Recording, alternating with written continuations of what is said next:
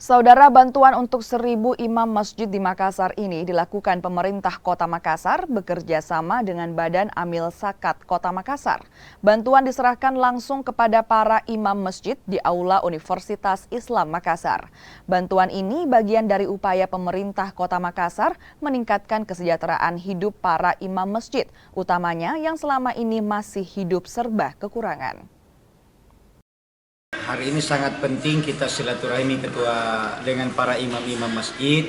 Selain kita memberikan paket bingkisan ceria, paket lebaran, tentu kita ingin ada database imam-imam masjid.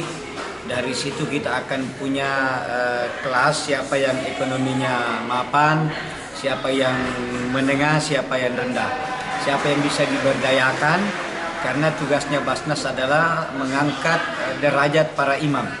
Jadi kita ingin imam ke depan bukan lagi dipandang enteng, tetapi dia berwibawa. Makanya bekerja sama juga dengan Dewan Masjid Indonesia, kita akan memberikan bantuan modal kepada para imam-imam sehingga dia fokus menjadi imam sementara tanda kutip bisnisnya tetap jalan. Samping juga kami sudah menyampaikan program pemerintah Kota Makassar.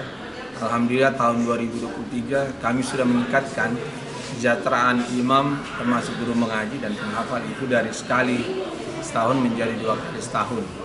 Itu kabar gembira buat mereka dan alhamdulillah mereka sudah nikmati kemarin sebelum lebaran. Kemudian kegiatan ini juga kami menyampaikan bagaimana pentingnya imam, kedudukan imam di wilayah Kota Makassar. Karena imamlah tempat bertanyanya masyarakat ataupun jamaah masjid. Jadi kalau ada yang ingin mereka menanyakan tentang persoalan-persoalan keagamaan dan tentunya juga persoalan-persoalan terkait masalah kemasyarakatan. Fungsi imam di sini sebagai pemimpin yang ada di masyarakat tentunya lebih khusus dalam hal keagamaan.